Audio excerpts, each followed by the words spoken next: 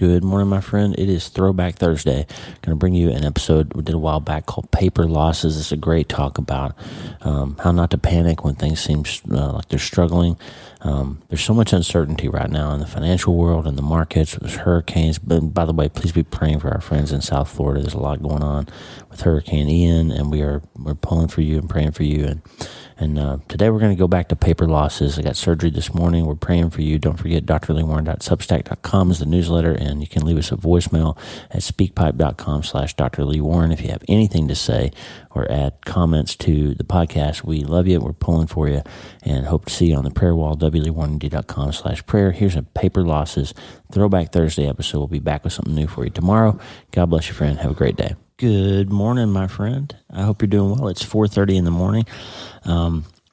I got to tell you, this is at least the fifth time I've tried to sit down and record this episode, but we had our best month, by far, best month of the podcast ever last month. And something happened that challenged my confidence a little bit. It's a crazy thing how the devil does that, right? You start to see some evidence that God is finally getting you where he wanted you to be, and then fear comes in or something happens and your confidence gets shaken. And I had a little bit of that earlier in the week, and I kept trying to bring this episode to you. I thought I had something that I wanted to bring to you, and I recorded the entire thing on Wednesday morning to release, and the Lord just stopped me. He said, it's not ready.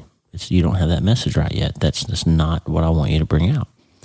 And so I stopped, and I re-recorded it twice in its entirety yesterday, and it still wasn't ready to go. There's just something missing, and now I know what it was. I had a couple of amazing emails this week, and it kind of just reframed my thinking and added what I needed to get this word to you that I'm sure is from the Lord. There's some stuff that I think is really going to help you that we're going to talk about today.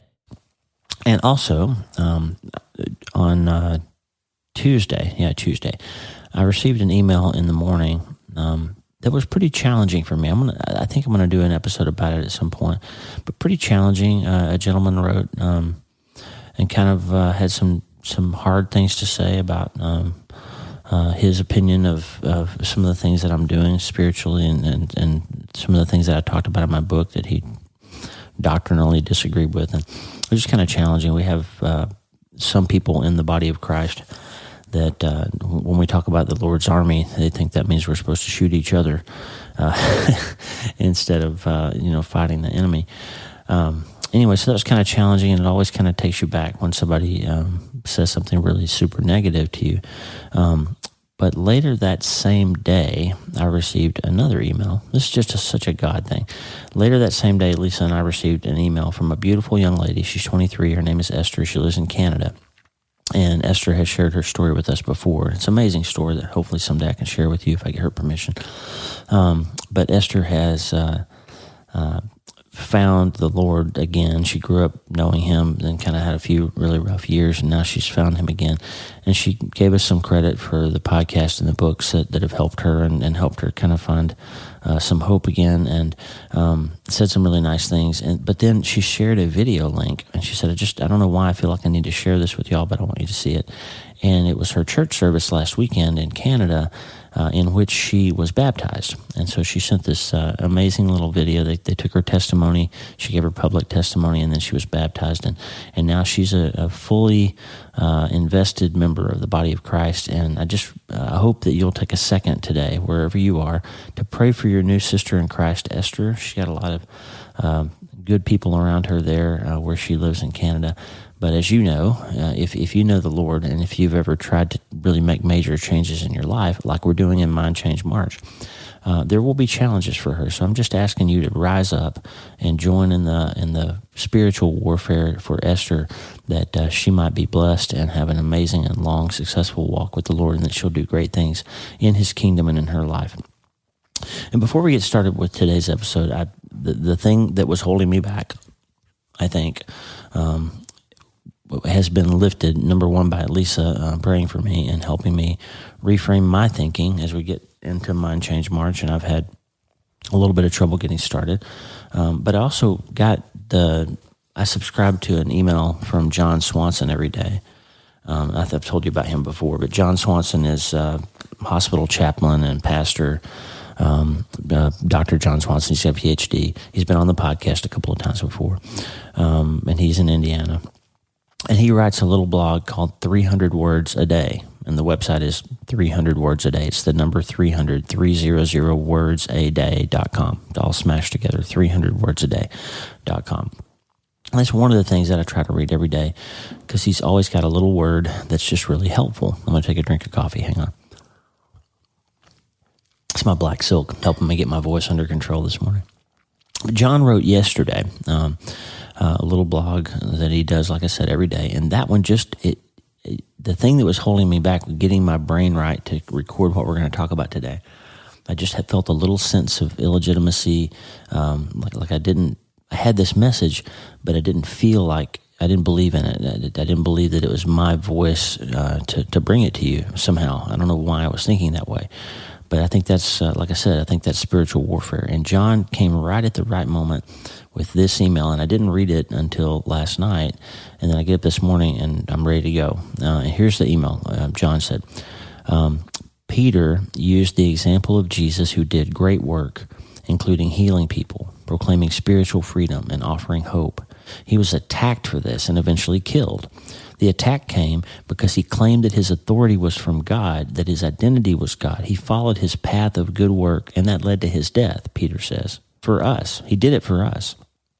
As I was reflecting about this, John said, I thought, what if we asked God to help each other do great work? What if we ask God to help each other do great work? For me to ask God to help you to be faithful in your work, regardless of whether it gets noticed.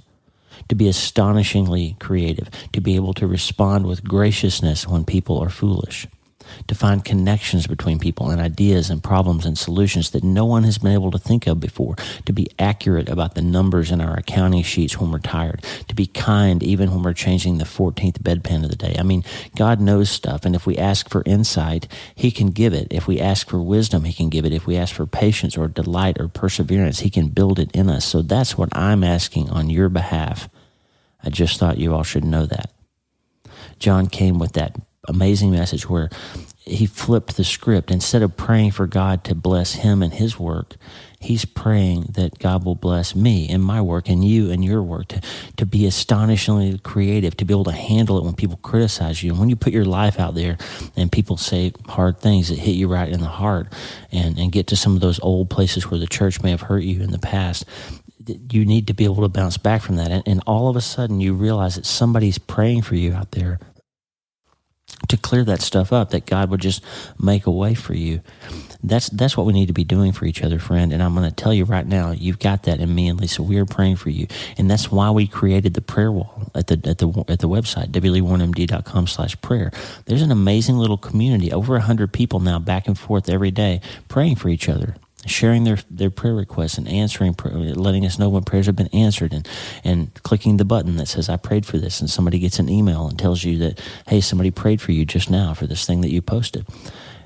We are out there as part of a family, even though we've never met each other face to face, most of us, who are now connected through the Spirit, through the blood and love of Jesus Christ, and we're helping each other. And John is praying for me and for you that we'll do great work. And that's what I'm praying for you today, friend, that you'll do great work today, because God has stepped in and given you what you need to get through whatever you have to do today or whatever you're facing today. Thank you, John, for that. John Swanson, 300wordsaday.com. I can't encourage you highly enough to check it out. His work has been immensely valuable to me, and his friendship has been immensely valuable to me.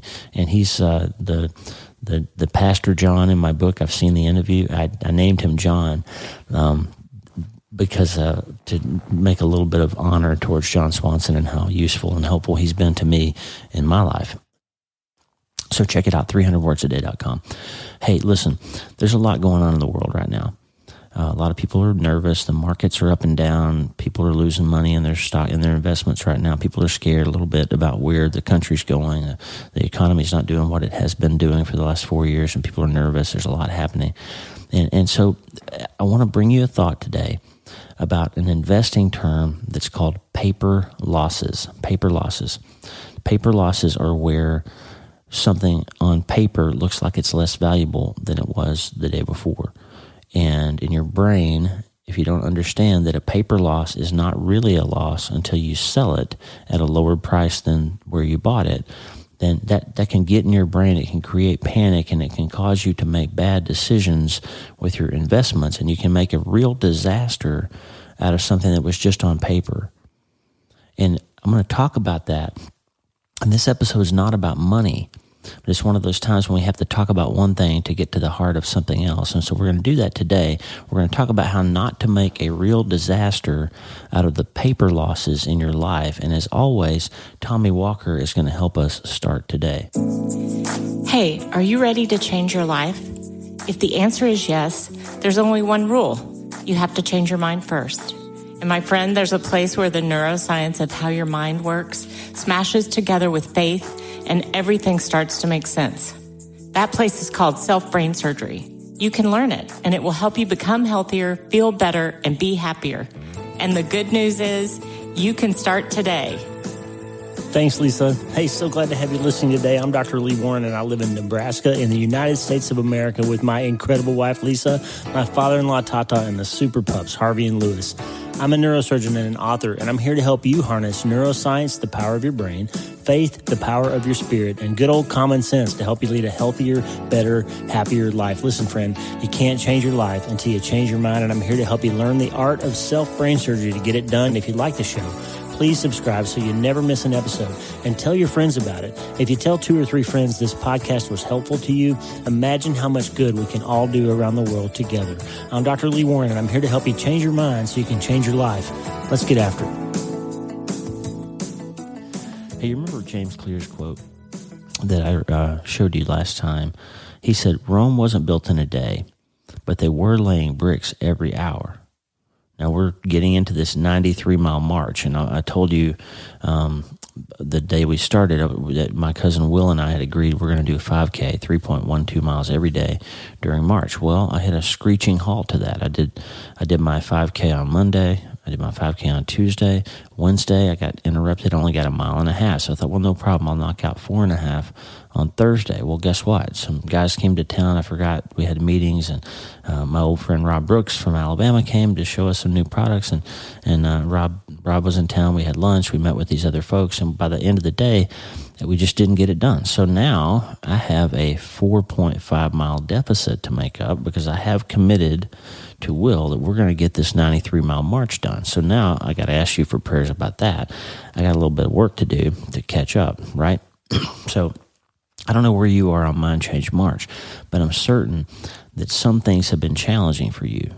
And I just want to remind you that you can't build the city in one day. You can't change your body in one day. You can't change your whole financial future in one day, but you better start laying some bricks, right? You better start getting after it. And if you're behind, make it up. Work a little bit harder. You can do it. Just don't give up, right? Don't say, well, I messed up March, I got to wait till April. No, start today. That a pretty smart guy that we both know once started a podcast that he called You Start Today, because that's what you do. If you have a problem, if you have a challenge, if you have a day when you don't make it, then just do a little bit more the next day. Don't try to kill yourself. Just get after it, right? Now, let's get down to business. We're 17 minutes into an episode and we haven't gotten down to business yet. I'm sorry. But I had a lot on my mind. There's been a lot of talk about the stock market. It's not performing like we've gotten used to. We got a little spoiled in the last 4 years. The market just kept going up, and even during COVID, we had a little problem in March, and it just came back, and so we've gotten a little spoiled with that, and now we're seeing that leadership really does matter, and we're seeing some fluctuation in the market, and people aren't sure what's happening, and so every day, if you're the kind of person who looks at what's happening financially, if you got a stock account or you are concerned about those sorts of things, you'll notice that one day you make a little bit of money, the next day you lose a whole bunch. It's fluctuating. But I want to remind you, if you've known before, or teach you if you haven't known, that daily fluctuations in the stock market are not real gains and losses for you. Not right then. Because there's something that you have to understand. If you own an asset, if you own a stock, if you own a car, if you own a bar of gold, if you own a rookie Wayne Gretzky card like my son-in-law Nate has, That's a whole nother story. But Nate is an amazing collector of valuable things, and he has a knack for finding them very cheaply and turning them into valuable investments. And he has a Wayne Gretzky rookie card that he bought for a couple of $100. It's now worth $4,000 or $5,000. That's a wise investment. It's not just a baseball or not just a hockey card. It's actually an investment that he's made. But when you have an asset like a stock or something that you own, if the market changes a little bit one day to the next, then sometimes you can buy something. Let's say you bought a stock that cost $100, or a piece of a bar of gold that was worth $100 today. And then you wake up tomorrow and you turn on the news and you see something happened overnight. There's a pandemic, or there was a war, or there was a company that didn't perform well, and all of a sudden the market is fluctuating. And that thing that you bought for $100 yesterday, today people are selling and buying for $50. Then you're going to say in your brain, holy cow, I lost $50. I lost half of my money. But the fact is, you didn't actually lose it unless you sell it for that lower price. Does that make sense? That's a paper loss. It's a loss on paper only. And if you just wait, most of the time, eventually, those things sort themselves out, and they figure out that the pandemic's not going to kill us all, or they figure out that the war's not really going to start, or whatever, the politician's really not going to do this thing or that thing, or the Federal Reserve's not going to raise interest rates, or they are. Then eventually those things tend to sort themselves out. So the problems happen sometimes when people don't have time to wait. Like it happened in 2008 when the financial crisis happened. My father-in-law and I were talking about this. Like if you were at the age where you were about to retire, or if you'd already retired and all the money you had was in a 401k or an IRA or something, if that's all you had and all of a sudden it was worth half of what it was the day before, and you don't have time to wait for the market because you depend on that income and you're drawing some of it out every month to live on, that's a real deal, right? That's a big problem. But let's just say, for the sake of argument, for the purposes that we're hearing today, let's say that you're not in that situation and you're just checking your E-Trade account, or you're just checking the value of whatever this is. It's not really a loss to you unless you sell it, unless you cash out, unless you give up while things are volatile and you're scared.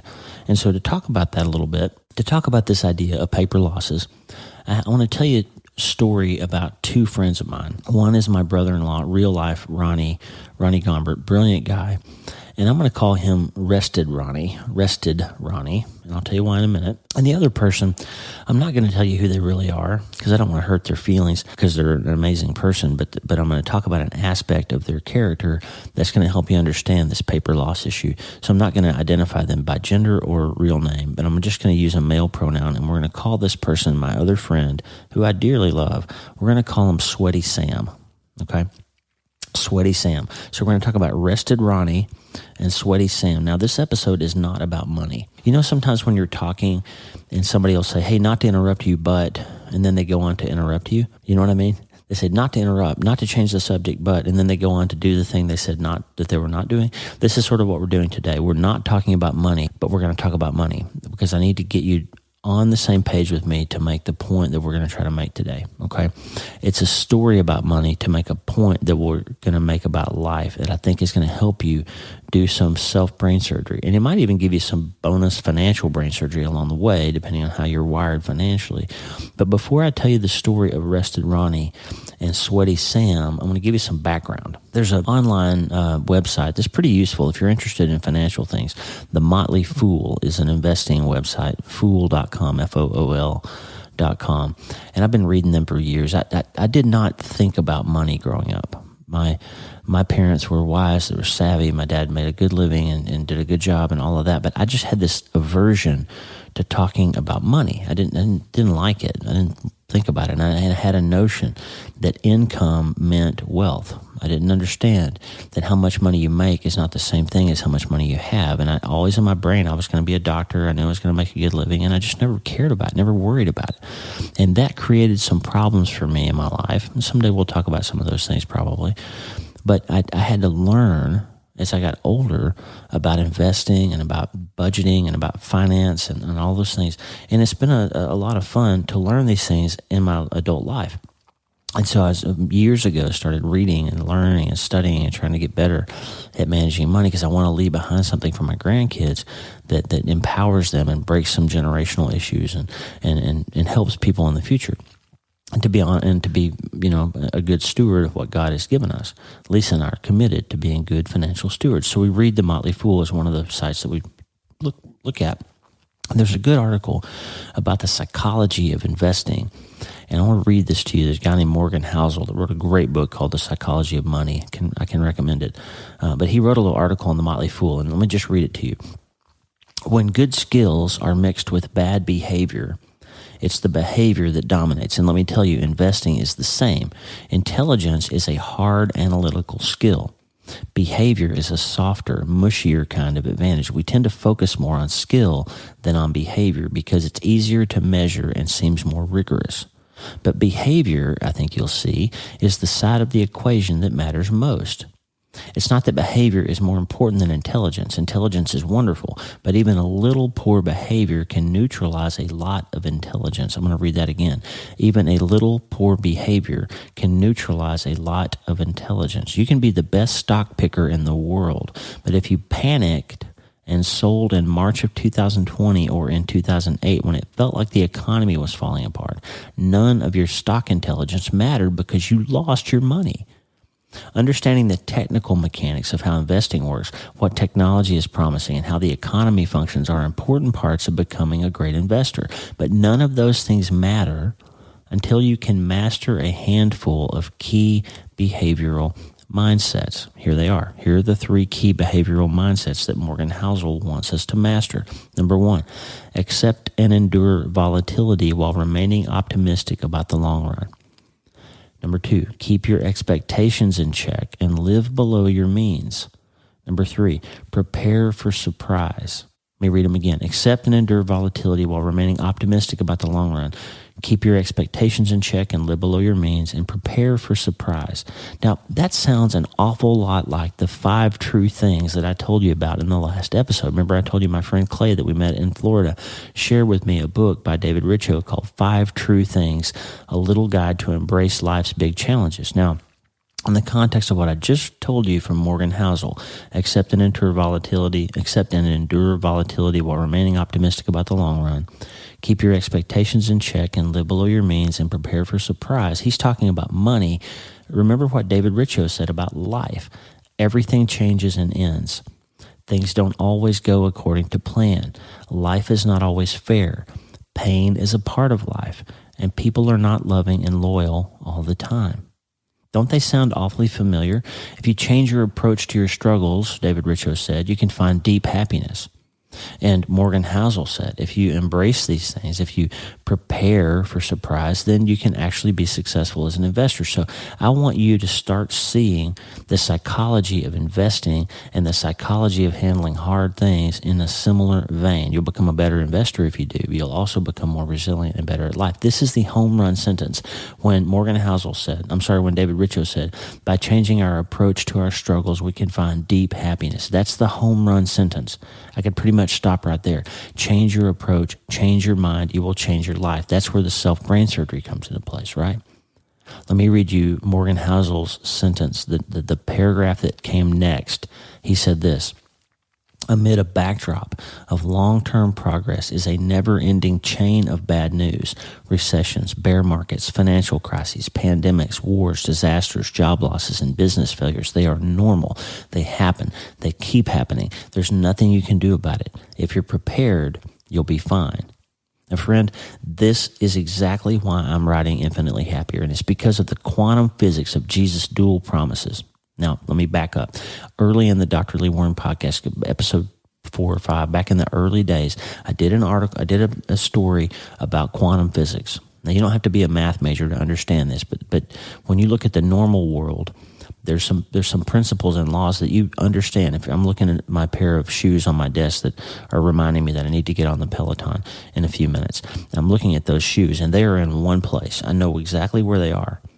But on the quantum level, down at the micro electron microscope level, an electron can actually be in 2 places at once, essentially. That's a quantum physics principle that makes everything work. That's how you have a television and can put a man on Mars. That's how I'm talking to you wirelessly over your device right now.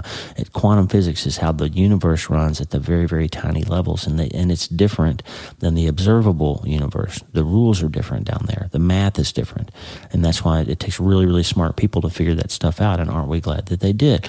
But the quantum physics tells us that an electron can be in two places at once, and that's the secret to understanding what Jesus was saying and the fact that Jesus is telling the truth when in the book of John he said two things.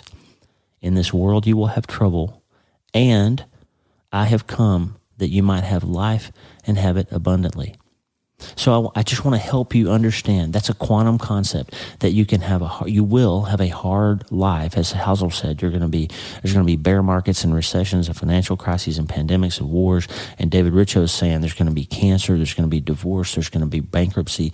All of these things, they're going to happen. So, okay, don't set your ability to be happy and have a high quality of life and your peace of mind on requiring that you have an easy life. Because you are not going to. You are not going to have an easy life. And as soon as you understand that, then you can say, okay, Jesus said, I'm going to have a hard time, but he said he also came here and went through all of this so that I could have an abundant life. Those seem impossible. Seems like a Hobson's choice, but it's not. It's true that you can have both, and that's why I'm doing Infinitely Happier. That's why we're building you an app. That's why I'm doing this podcast, because I want you to be the person who can land in that spot and say, yes, it's hard. Yes, I'm happy. I want to help you to be able to accept that it's hard. You're going to get past that, and you're going to be happy anyway. Now, what in the world does that have to do with Rested Ronnie and Sweaty Sam? Well, let me tell you. Ronnie sleeps like a baby. My brother-in-law, Ronnie, works for a large corporation, and he works in the finance area, and he makes billion-dollar investments for this corporation. Big money. I mean, his department involves moving tons of money around, and he is a wise and gifted financial guy. But because of that, he's limited by federal law in the types of investments that he can personally make for his own family. Ronnie can't open an E-Trade account and buy stocks or put money in Bitcoin. He can't do those things because he's required to basically obtain permission from the federal government anytime he wants to make a personal investment. So instead of that, he's allowed to invest in a certain group of mutual funds and index funds and things that the company has that are approved for him to put his money into. So Ronnie has an automated investment plan. His whole career, he's been putting part of his money away, and he just gives that amount of money every month into his investment account. And guess what? He sleeps like a baby. Ronnie doesn't have to worry about what the stock he bought yesterday and now it's not worth as much, or what's happening in the market. He's just going to have faith that the market generally works out. Because the reality is, if you look at a graph of the average returns of the Standard & Poor's 500 to the U.S. stock market from 1900 to 2000, the fact is $1 invested in 1900 was worth about $23,000 in the year 2000. In other words, during a century in which we had a recession, a Great Depression, 2 world wars, Vietnam, Korea, all of that stuff happened in 100 years. $1 invested was worth $23,000 100 years later. So first of all, when you hear something like that, you say, great, why were my great-great-grandparents not buying stocks? Why were they not investors? Everything would be different if a couple of generations back had been investors. But since they weren't, we have to make a decision now. So as an aside, get yourself invested in the market, okay?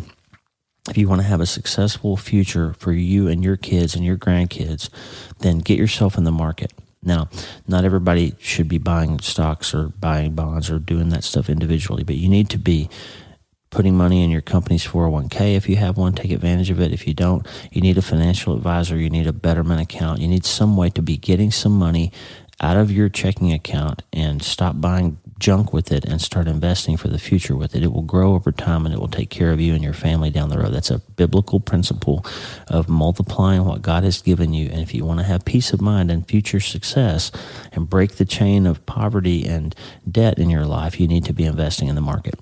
Get in the market, okay? Give 10% to God before you do anything else. If you do that, and then you give 10% to yourself to put in the market, and then live off of 80% or less of your income, you will never have to worry about money again eventually. That's a biblical principle. It's true. Get after it. Okay, Ronnie, because he doesn't have to worry about the day-to-day fluctuations of the market and he can just trust that it generally works out, he doesn't have stress in his life around that personal finance piece. He sleeps like a baby.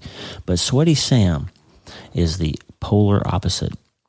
Now, my friend Sweaty Sam, like I said before, takes very good care of their family, is a good business person, makes a good amount of money and invests well and saves well and gives to their church and does all that. But they have another piece of their personality. This guy, again, I'm not saying who it is, has a knack for trading. He likes to get involved in short-term investments and he's looking for that one where you put $1,000 in and you take $100,000 out. He's always looking for that big investment, that big deal. And he likes to trade options. He makes short calls and he does all kinds of things. Every day he's looking at what's happening with the market. And he'll text me and say, oh man, I made a big short play on Tesla and they're going up. I'm going to get hosed. Oh, did you see what happened with this? Or did you read that? He's just always worried about it, and not in a good way. He's overly stressed about his investments all the time. Now, fortunately for him and his family, he is pretty good at it, and he actually he makes a fair amount of money in that side part of his life, but it causes him a lot of grief, and he doesn't have peace about it. He's sweating bullets about his positions all the time. The difference between Rested Ronnie and Sweaty Sam is that short-term paper losses drive Sweaty Sam insane, and he struggles with peace because he has a problem looking at the screen and seeing paper losses. Drives him nuts. Now, here's why this episode is not about money. Too many times we forget the statement that I said a while ago from Housel. Housel said again, I'll read it again. Amid a backdrop of long-term progress is a never-ending chain of bad news. Recessions, bear markets, financial crises, pandemics, wars, disasters, job losses, business failures. They're normal. They happen. They'll keep happening. There's nothing you can do about it. But if you're prepared, that's fine. Now remember, there's always two things in play when the market is going down, friend. There are real economic forces like what the Federal Reserve is doing, what the big fund managers are doing, inflation, international events, all that. That's always real stuff that's happening. And there's the psychology of human beings who are worrying about what other people are doing. Those are the two forces that are in play when the market's going down or going up. So one way to get out of your limbic system, to get out of that deep part of your brain where there's fight or flight and scared and fear and all those parts of your emotional brain, one way to get out of that is to remember to remember. That's a phrase I came up with, and I want you to think about it. Remember to remember. The market always recovers. Over a long period of time, everything generally works out and gets better. The truth is, and remember this, when you're looking at a stock and the price is falling, remember that's not just a number on a screen. A stock represents a piece of a real company that makes a product.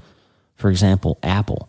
If Apple's stock price fell by 50% tomorrow, there would still be a company in California making iPhones and Apple Watches and Macs like I'm looking at right now when I'm talking to you. That company is still there. Those employees are still doing those things. The engineers are still making those great products, and they're still going to be in business. They've got orders on the books. You're going to want the next iPhone that comes out. Those companies are not disappearing every time the stock market drops a little bit. And so at the end of the day, that business is going to still produce the products and sell them to customers. And the stock price doesn't mean that the business is failing, right? So if you can get out of that scared part of your brain, you can say, hey, you know what? As the stock price gets cheaper, gets lower, actually that might create another buying opportunity for me. It might give me an opportunity to make a little bit more when it bounces back. Or maybe I'll just hold on because I know all these people are going to sell and then people are going to start buying. The price is going to come back up and I'm going to be okay. So while other people are panicking, you can start seeing opportunities, or you can start getting peace of mind and knowing that it's going to turn back around.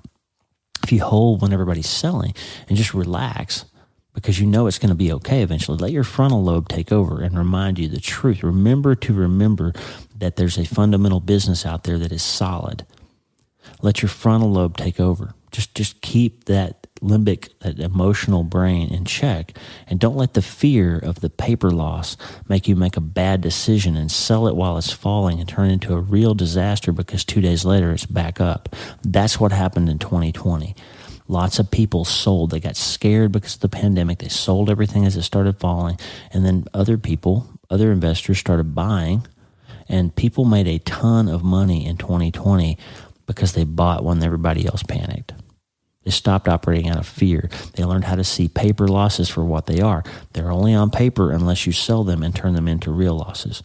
Now, long term, if you struggle with anxiety over the daily movement of markets, just don't worry about it. Be more like Rested Ronnie. Get you an index fund or get you a money manager or call somebody you know who can handle that sort of thing better for you, and just put it in an online service and just invest but don't stress, right? Then you'll be more like Rested Ronnie.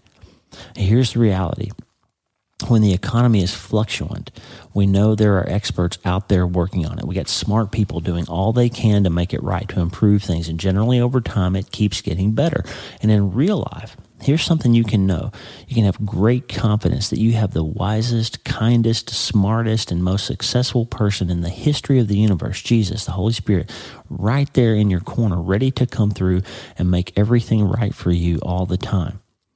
There's something that happens in markets often where the prices seem to be falling all day long and you're getting nervous, your paper losses are mounting, you're scared, and then all of a sudden there's a market rally late in the day and people start buying again and the prices go up. And sometimes you have this big rally and you end up finishing ahead in a day when it looked like you were behind. And it's a great turnaround. It's a late turnaround and you end up better off than you started, but those paper losses were bad at one point. And if you had sold, you would have been hosed. There's an amazing verse in Isaiah 43:19. Isaiah 43:19 that says, I am making a way in the desert and streams in the wasteland. There was a song written about that verse by Elevation Worship called Do It Again. And they say, you made a way when there was no way. You made a way when there was no way. And I know you can do it again. I've seen you move. You moved the mountains, and I believe I'll see you do it again. You made a way when there was no way. That's Isaiah 43:19. God is the God who shows up when all seems lost and makes a way for you when there was no way. We often react to hard things by getting down, like I said before, into our limbic systems, into our amygdala. That's where fight or flight, that's where panic, that's where fear, that's where anxiety comes from to protect us, we think, from the hard things and scary things in life.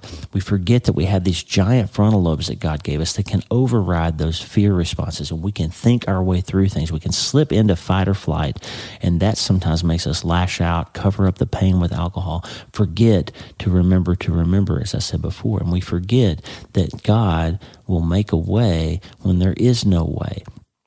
We have a perfect biblical example of this in Asaph in Psalm 77. I want to go through it with you in a minute, but before we go there, I want to give you the first ever reverse commercial in the Dr. Lee Warren podcast. Now, the other day, Lisa and I were talking, and we talked about the fact that we like that I don't have commercials on this podcast. You don't have to listen to somebody trying to sell you a car on my podcast. You don't have to hear that.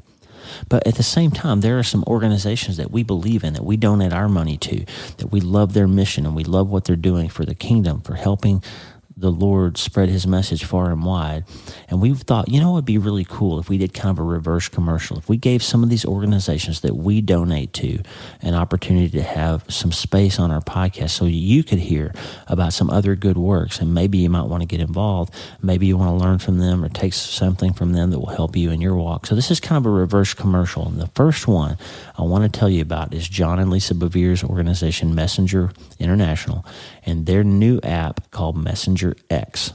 So just let me take a little break from the podcast to tell you about this exciting thing called Messenger X. It's one word, Messenger and the letter X, a new discipleship app that you can download on your app store at no cost to you. There are billions of people across the globe that still don't have access to discipleship resources, Bibles, and training materials to teach the gospel to people or help them manage their church or preach the sermons or teach the Bible classes. As a result, there are people living and dying without ever hearing the good news of Jesus Christ.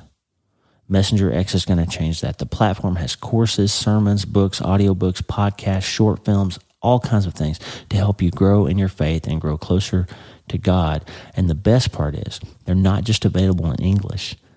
They've developed these in more than 100 different languages. So no matter where people are listening from, they can access life-transforming truth in their own language for free. So search for Messenger X in your app store.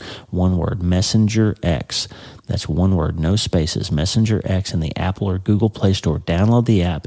Visit messengerx.com today and check it out. My friend, this will help you. And also check out what they're doing and consider supporting them. The Bevere's organization is changing lives, eternal lives, changing the eternal destiny of people all over the world.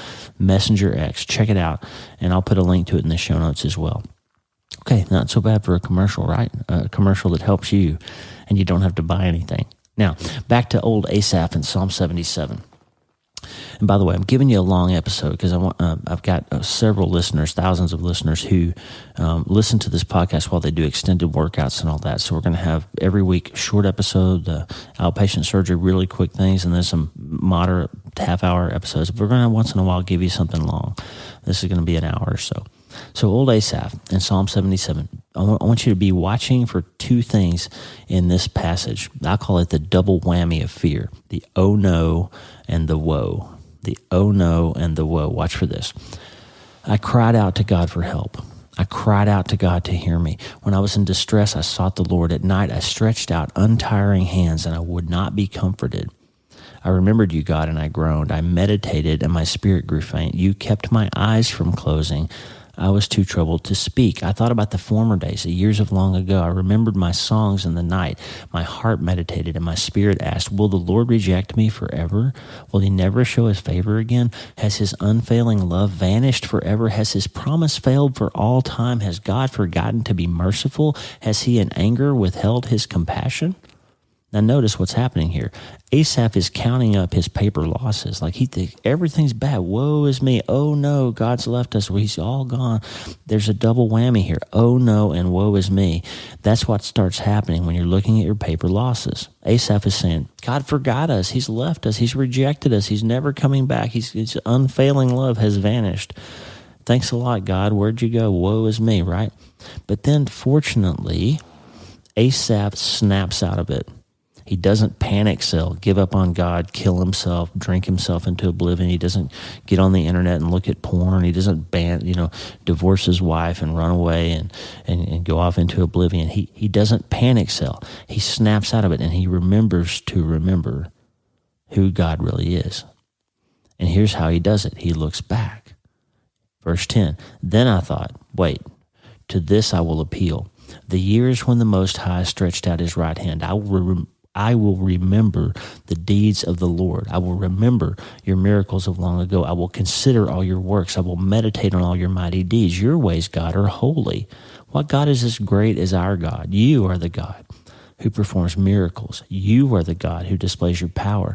With your mighty arm, you redeemed your people. So here's what he did. He stopped panicking. He got out of his limbic system and got into his frontal lobe, and he remembered to remember that God comes through. God causes the late market rally. God causes the fourth quarter comeback. We have a God who snaps us out of trouble and rescues us. Even when it seems impossible, he makes a way when there's no way. This is Moses in the Red Sea. The army's bearing down on them, and the people get right to the water's edge, and they're going to die. Basically, the army's going to overcome them, and they're going to get killed, and God parts the waters, and they walk across on dry land. That's the God of the fourth quarter comeback. This is the desert when the people are thirsty, and God gets them water out of the rock. He makes a way where there's no way. They're starving, and they're hungry, and he gives them manna and quail to eat. He makes a way where there was no way. It's Jericho. The people are walking around, and they think all is lost, and there's no way they're going to be able to overcome this city, and boom, the walls fall down. And by the way, historians say that when the Jericho walls fell, they fell in such a way that the walls that were keeping them out became ramps that allowed them to walk in. So God took the problem and made it the pathway. That's the fourth quarter comeback God. That's the God who doesn't let us lose with our paper losses. It's Joseph getting pulled out of prison at the last minute and ends up being the king. It's Daniel in the lion's den. It's Shadrach, Meshach, and Abednego in the fiery furnace. It's Ruth finding Boaz and becoming Jesus' grandmother. It's Jesus calming the sea. Friend, It's the thief on the cross. It's the guy in the last minutes of his life. He's led a terrible life. He's been a criminal. He's been crucified. He's literally dying, and Jesus snaps him out of it and says, hey, you're not taking this loss, buddy. I got you. I'm going to see you in paradise today. Our God doesn't let us lose. Even if we lose in this life, if our body dies of the cancer, we don't recover from the loss. Even if we do, remember at the end, when all seems lost and everything is tough in the last days, there's going to be a trumpet. And when the trumpet sounds, we're all going to be okay. This is the God we serve, the God of the fourth quarter comeback. So stop cashing out your paper losses. When life seems to be bringing you something you cannot survive, when all seems lost, remember who makes a way when there is no way. Investors, the good ones, see the dips as opportunities. That's what Mind Change March is about, by the way. Oh, you're out of work? Good. Become an Uber driver. Learn a new skill. Sell on Amazon. Learn how to trade. Finally, write that book. If you have a little bit of time that God's given you, you can't find a job right now, do something else. Learn about investing. Find a new way to do your thing, but keep taking care of your family. Oh, your relationship is on the rocks? Pray harder. Break the ice. Try again. I know there's some times when we can't get through them. I've been through a divorce. I know that. But you can always try to make it better. It's Mind Change March, right? Don't give up. Pray harder. Try again. Believe the fourth quarter comeback. Believe the market rally. Believe the trumpet's going to sound. Do you always win? No. But you're not going to just give up and cash out and take those paper losses and turn them into real disasters like Sweaty Sam. You're not going to do that anymore. You're going to be more like Rested Ronnie. You're going to have faith. Keep up your hope. Look for the play that you're going to use to make your fourth quarter comeback, because the coach is with you. Remember Habakkuk's secret. The old prophet in the Old Testament I told you about, it was self-brain surgery.